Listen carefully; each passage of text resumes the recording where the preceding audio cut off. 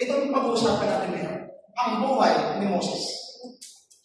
Ang background ni Moses, ang topic ko po ngayon ay assurance of faith. Assurance of salvation through faith. Ang kasiguraduhan ng pagliligtas ng Diyos nang dahil sa pananampalataya.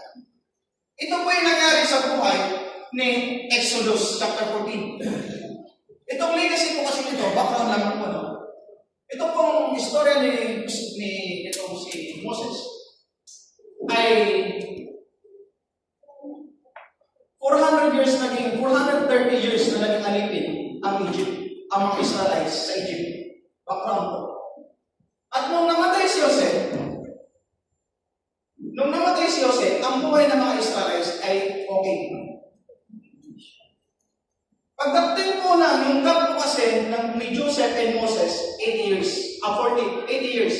Namatay si Joseph, pagkabuhay ni Moses, 80 years ang pagitan.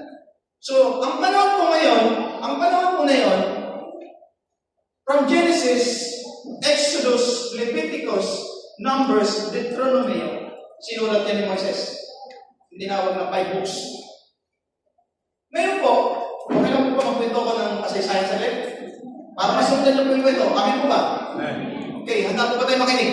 Okay, so, pagdating po nang namatay si Joseph, kasi po si Joseph ay nagiging amo niya ang Pharaoh.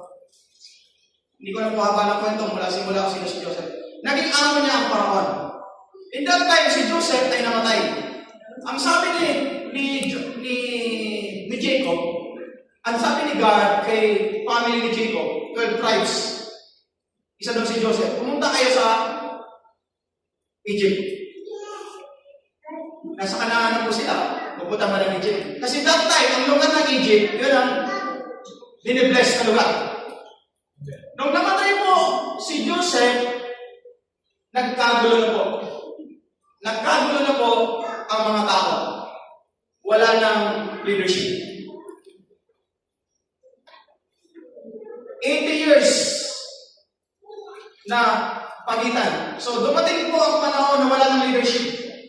Ang mga Egyptian, ang ginagawa ng mga Ehipto, bagong panahon, he do not know who is Joseph. Pero si Joseph po, napakakilala ng panahon niya. Nung namatay si Joseph, yung legacy niya nabura.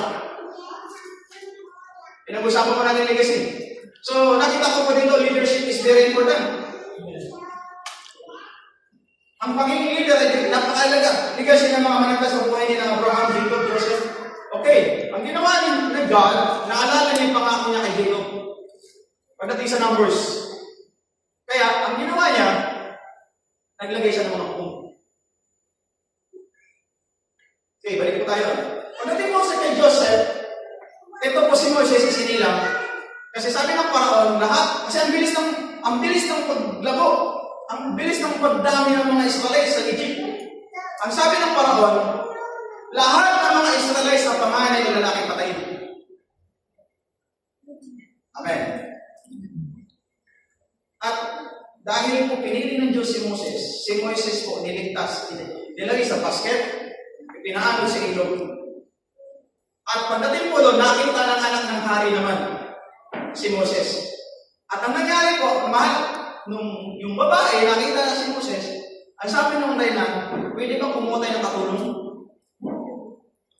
Sabi naman ng kapatid ni Moses, si Miriam, sige po.